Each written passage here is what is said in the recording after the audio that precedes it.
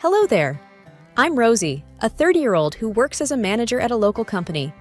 I live with my husband, Jake, in a house that I own. It's nothing fancy, just a cozy place we call home. I guess you could say I'm a pretty modest person, not one to make a fuss. I have a lot of patience, which has always been a strength of mine, or so I thought. Jake and I get along really well. He's a great guy, supportive and kind. We've been married for a few years now, and it's been mostly smooth sailing. Well, except for one little, actually, not so little issue. His parents, Robert and Susan. Now don't get me wrong. I understand the importance of family. But Jake's parents, they're a whole different story. They're very direct people, the type who say whatever is on their mind without thinking about how it might affect others. They don't really understand or respect personal space. It all started pretty harmlessly. Robert and Susan would drop by unannounced for breakfast or dinner. I didn't mind initially. After all, they were family. But it quickly turned into a regular thing. They'd come over whenever they felt like it. And because they had a key to our house, they would just walk in, even when we were not expecting them. One day, I was in the bathroom getting ready for work, and suddenly, I heard someone in the house. I peeked out and saw Susan in the kitchen. "Morning, Rosie. Thought I'd surprise you with breakfast," she said cheerfully. I remember forcing a smile and thinking, this is getting a bit much.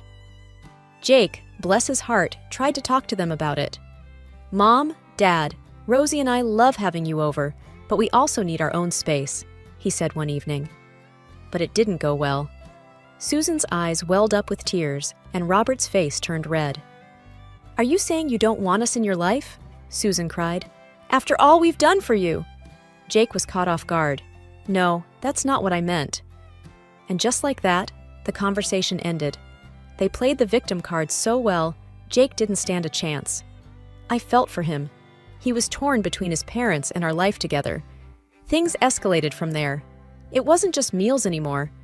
They started staying overnight in our guest room, and before we knew it, they were spending days at our place. It felt like we had permanent house guests. I tried talking to Jake again. "Honey, I love your parents, but this is getting out of hand. They're here all the time," I said, hoping he'd understand. He sighed, running a hand through his hair. "I know, Rosie. I'll try talking to them again." But deep down, I knew it was a lost cause. They had this way of making him feel guilty, and he just couldn't stand up to them. It was a tough spot, and I felt stuck. I loved Jake, but his parents were just too much. Life with Jake's parents dropping in whenever they pleased started to feel like a TV show where the same episode kept replaying. Breakfast turned into lunches, which turned into dinners, and before I knew it, our guest room seemed more theirs than ours. I tried to be understanding, but it was getting harder each day. One Saturday morning, I woke up to the sound of pots and pans clanging in the kitchen. I rubbed my eyes and looked at the clock. It was barely 6:30 a.m. I wandered into the kitchen, still half asleep, and there was Susan, cheerfully making pancakes. "Good morning, Rosie. I thought we'd have a big family breakfast today," she said, not noticing the surprise on my face. I managed a polite smile. "Good morning, Susan. That's nice of you." I sat at the table, sipping my coffee, watching her move around our kitchen like she owned the place. Robert soon joined us, a newspaper under his arm. "Morning, Rosie. Sleep well?" he asked, not waiting for an answer as he got busy with the sports section. I nodded, still trying to wake up. Jake stumbled in a few minutes later, looking as surprised as I felt. "Mom? Dad, what are you doing here so early?" he asked, rubbing the sleep from his eyes. "We wanted to surprise you with breakfast," Susan said, flipping a pancake with a flourish. Jake gave me an apologetic look, which I returned with a resigned shrug. After that day, their visits became more frequent. They started leaving personal items in the guest room, which soon looked like their second bedroom. I tried to talk to Jake about it, but he was in a tough spot. "I know it's a lot, Rosie, but they're my parents. What can I do?" he'd say, looking genuinely torn. I nodded, trying to be understanding. "I get it, Jake, but we need our own space too." One evening, I found Susan rearranging our living room. "I thought this would look better over here," she said, pushing the couch to the other side of the room. I couldn't help but feel a little annoyed. "Susan, I appreciate your help, but I liked it the way it was." She looked at me, surprised. "Oh, I just thought it needed a change. But okay, I'll put it back." I watched as she reluctantly moved the couch back, feeling a bit guilty for snapping at her. Things came to a head one night when I came home from work, exhausted, only to find a small gathering in our living room. Robert and Susan had invited some friends over without telling us. "Rosie, dear, we thought we'd have a little get-together. Hope you don't mind," Susan said, handing me a glass of wine. I looked around at the unfamiliar faces in my living room and felt my patience wearing thin. "Actually, Susan, I do mind. Jake and I had plans tonight." The room went silent, and Susan's face fell. "Oh, I didn't realize. We'll wrap this up then." Jake came to my rescue. "Yeah, Mom, we had a quiet evening planned. Maybe check with us next time?" They ended the gathering shortly after, but the damage was done. I felt like a stranger in my own home, and it was clear something had to change. I tried talking to Jake again. "This can't go on, Jake. We need to set some boundaries with your parents." He nodded, looking more determined this time. "You're right, Rosie. I'll talk to them. This is our home, and we should feel comfortable in it." The breaking point came when Jake and I planned a short holiday. We needed a break, a chance to recharge and get away from everything, including the constant presence of his parents in our house. I was really looking forward to it. "We'll be gone for a week, just the two of us. It'll be nice," I said to Jake as we packed our bags. He smiled, wrapping his arm around me. "I can't wait. We need this, Rosie." We informed Robert and Susan about our trip, expecting them to understand. "We're going away for a week. Just wanted to let you guys know," Jake told them over dinner. Susan looked surprised. "A whole week? What about the house? Who will look after it?" I exchanged a glance with Jake. "The house will be fine, Susan. It's just a week." We left for our holiday, and for the first few days, it was bliss.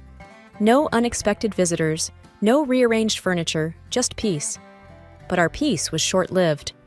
On the third day, we received a call from Jake's work. There was an emergency, and they needed him back. Our relaxing getaway was cut short. We were both disappointed, but understood that these things happen.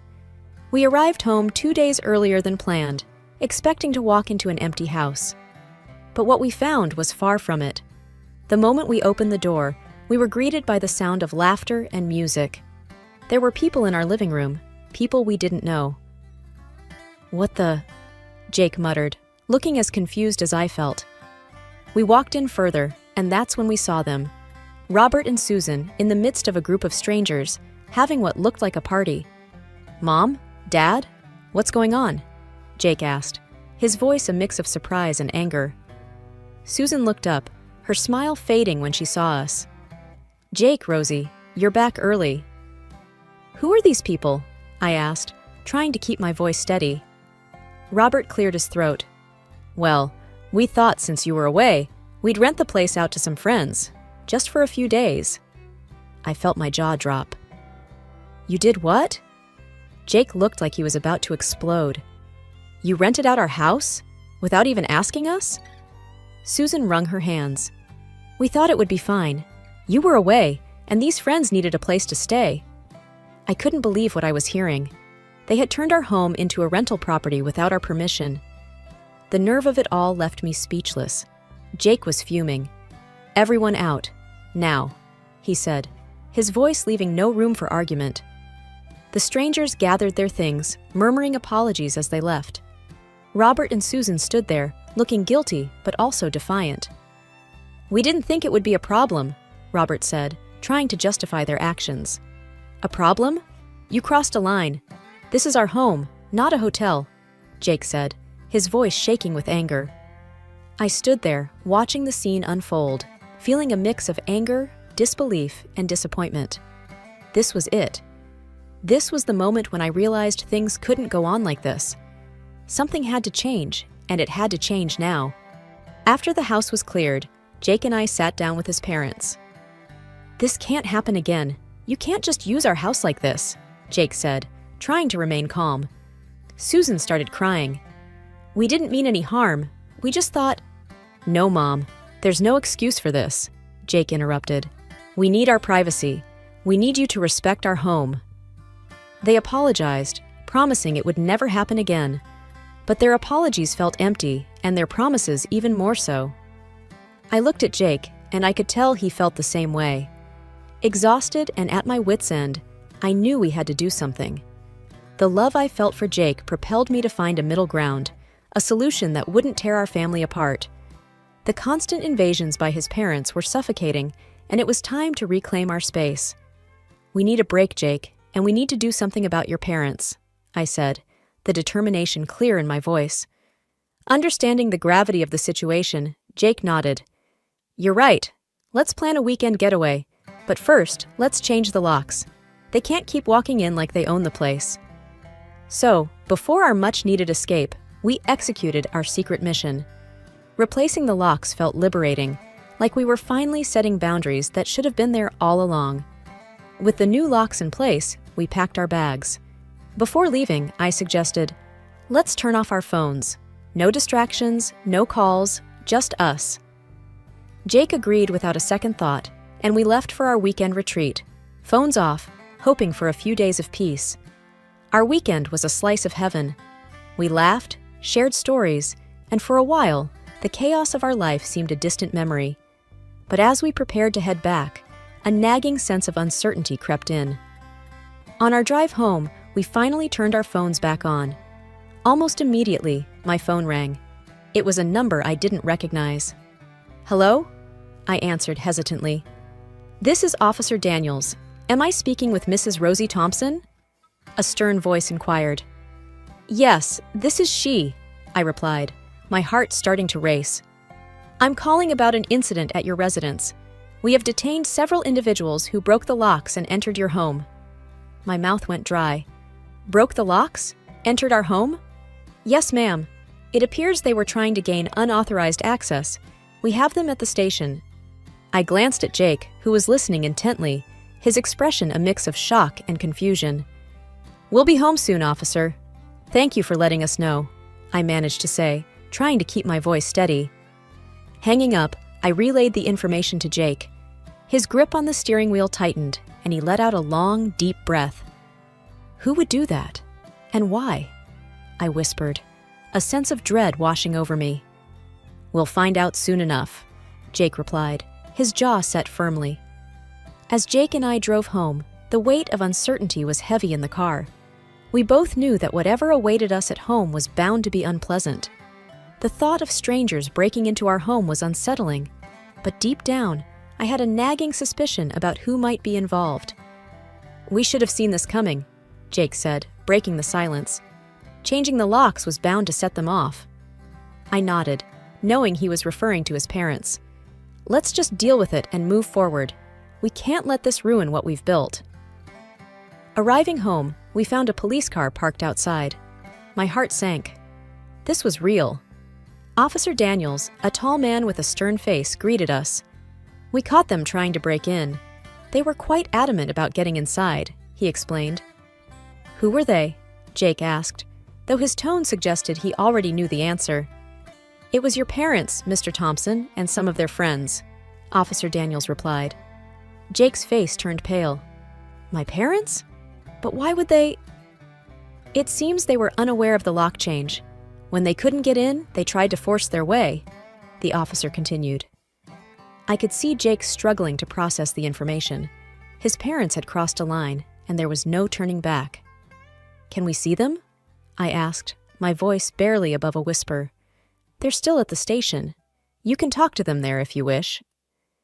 Jake and I exchanged a look, a silent agreement passing between us. We needed to face this head-on.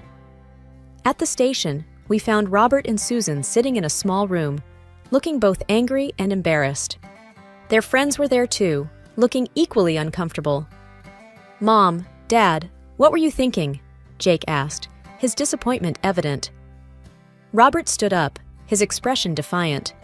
"We came to check on the house. We always have a key. Why did you change the locks without telling us?" "It's our house, Dad. You can't just come and go as you please. We've talked about this," Jake replied, trying to keep his calm. Susan started to cry. "We just wanted to be close to you. We never thought you'd lock us out." "It's not about locking you out. It's about respect and privacy.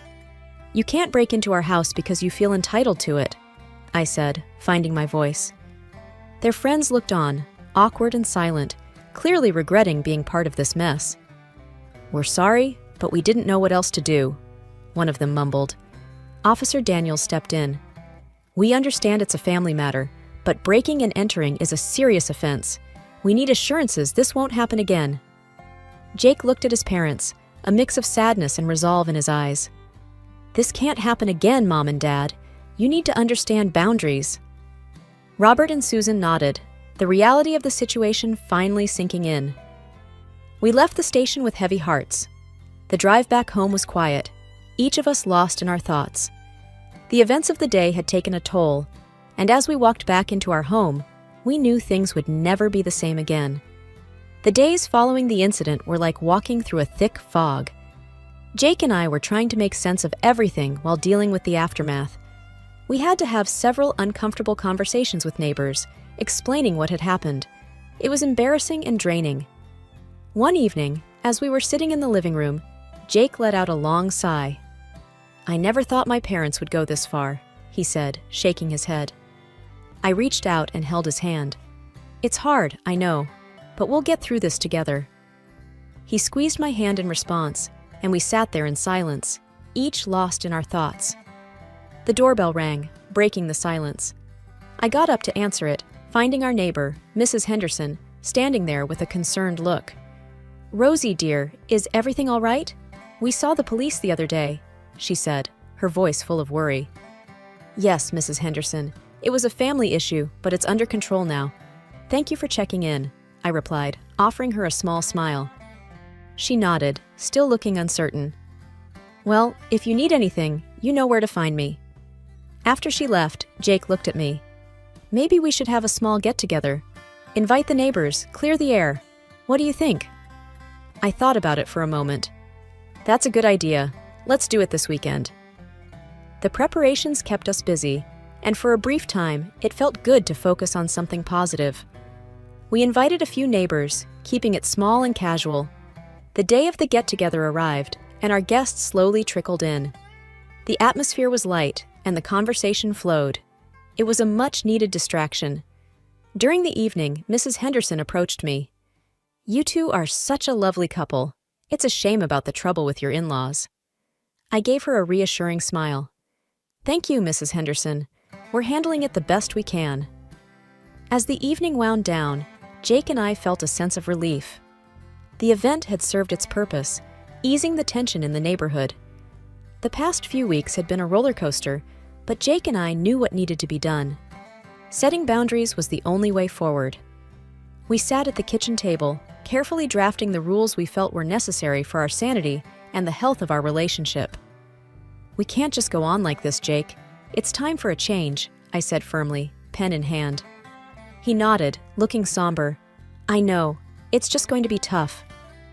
Once we were ready, we invited Jake's parents over to discuss the new rules. The atmosphere was tense as they sat down in our living room. Jake cleared his throat, and I could see his hands were trembling slightly. Mom, Dad, we need to talk about some changes we're making, he began, his voice steady despite his nerves. His parents looked at us, their expressions a mix of confusion and concern. We've decided to set some boundaries regarding your visits to our house, I continued, trying to sound as calm and composed as possible. Robert, Jake's father, raised an eyebrow. What kind of boundaries? Jake took a deep breath. First, we need you to call and ask before coming over. No more unexpected visits.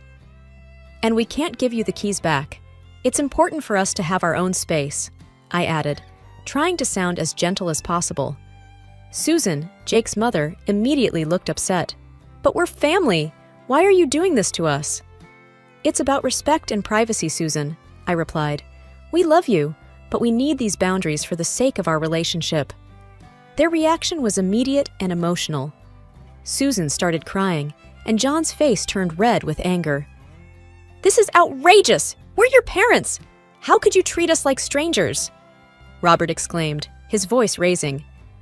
We're not trying to hurt you, Jake said, his voice strained. We just need some rules. Susan sobbed. We refuse to accept these rules. It's like you don't want us in your lives anymore." The conversation spiraled from there. No matter how much we tried to explain, they wouldn't listen. They categorically refused to comply with the rules and kept crying, playing the victims. Seeing no way to reach an understanding, Jake and I exchanged a resigned look. "Maybe it's best if we take a break from each other for a while," Jake finally said, his voice heavy with sadness. I nodded in agreement, though my heart ached at the thought. Jake's parents left our house in tears, and we were left in a deafening silence.